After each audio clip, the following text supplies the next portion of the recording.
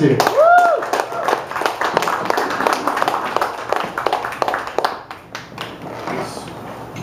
Joshua, not the other guy. So I'm always trying to learn, you know, because I've got a girlfriend who's way smarter than me. So I try to keep up, but I can't. But I learned that February 6th is an international day. They recognize it as International Don't Mutilate Females Genitalia Day. That's real. Look it up. It's real. And I'm wondering two things: if that means there's like a counter day, like just go wild on those female genitalia days sometime in March, or if it's kind of the same theory as like a Mother's Day or a Father's Day, where you go like, well, every other day is like shit, so let us just have a day. And I remember I asked my dad, it's like, why, you know, when I was younger, why is there a Mother's or a Father's Day? What's the point? And I remember him looking at me quite frustrated, going, because every day is Kids Day, you son of a bitch. Give us something. Give us something. He wasn't usually that mean, though. But now he's dead, so that's a bummer. That's rough. He's coming up on 10 years, so it's really like nobody knows him, and nobody cares. If he was a record, and he was a good record, and it'd be the 10-year anniversary, they'd like put it out with new liner notes and bonus tracks and stuff. But if you're a good person and you die and it's 10 years, you're just dead for 10 years. And it makes me concerned because he was kind of a big guy and I'm not like the most in shape. And like I'm in the shape of like a sad oval kind of right now. So it's in shape, but not the shape I want. You know, and the problem that I have with food is that I have absolutely no problem with it whatsoever. Like I enjoy it quite a bit and probably to excess. And then I try to make myself feel good by hanging out with people that maybe are a little worse off than I am, shape-wise. I'm like, not as bad as that guy. Chicken Finger Eddie got nothing on me, you know. But sometimes it's rough because I was driving around town with Chicken Finger Eddie. And I realized the extent of his kind of food addiction because we drove by this battered women's shelter, and he looked at me with kind of a little drool in the corner of his mouth. He said, "Do you suppose they use tempura batter?" Oh. Moving on.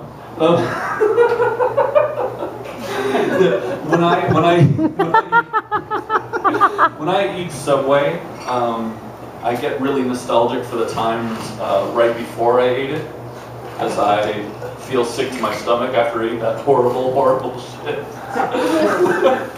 And the thing is, their slogan is "Eat Fresh," so they tell you exactly what you should do, but they're not providing that service. They're just telling you what you should do. Eat fresh, but here's the shit we have to offer. You're like, well, my lunch break's only 20 minutes today, so I'll have this shit. And like other slogans and like advertising campaigns are getting to me. I think they're still on the air. Have you seen those Febreze commercials? Where they like take people off the street in blindfolds and put them in like rape dungeons that they spray Febreze in, and everyone's like, oh, it's like my wedding day and my birth all at once. And they like take off the blindfold and the thing with the commercials, it's always like they take off the blindfold, they're like, and then they edit it. They edited it to be like, Febreze, it smells great. But if they just let the camera roll like a second longer, just be like, holy fucking shit, my nightmare, you know.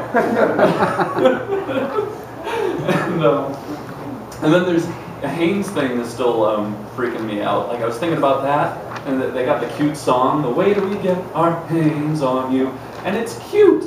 That's a cute song. But you can make a cute song out of anything, like when life gets you down, you just find yourself a stranger and you cut them up and put them in a bucket. That's cute, but it's murder. It's murder. We get our hands on you when you take the music out of it and just whisper it in someone's ear. It's fucked up. You go, wait till we get our hands on you. Wait till we put our underwear on you. We got the fruit of a lone grave guy and he is gonna get those hands on you. It's messed up. If I went to a bar and some lady offered her breasts to me, but in the form of like, wait till I get my boobs on you, I would not accept. It's fucked up. Come to me, notes. Ah, yes.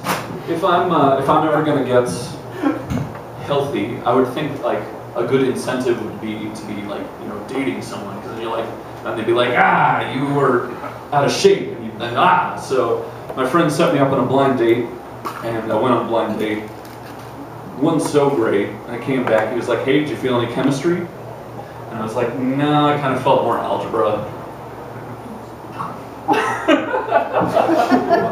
I just got the light, so I'm going to cut that bit, but I promise it went somewhere great. Anyway, I'm dating this awesome girl now, and the only thing that she kind of messed up because she went and had kids without me, and I had plans for what I was going to name the kids. And the first one I was going to name it Aw, because it's a kid. Aw, aw, look, the kid. Aw, you know, he pooped himself. Aw. And then the second one I was going to name Full.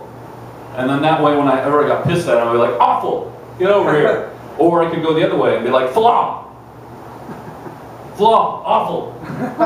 And then if a third one kind of snuck out, which wouldn't be the plan at all, but now I have like a triangle, like almost a surround sound of kids screaming at me, I just named the third one Waffle, because what the fuck. Awful waffle. Flaw waffle. Anyway, last bit. This past Halloween I dressed up as a quarter. And I was pretty proud of the costume. And people would come up to me and go, why'd you dress up like that? And I said, well, I'm doing as Gandhi says, I'm being the change I want to see in the world. All right, that's my time, thanks.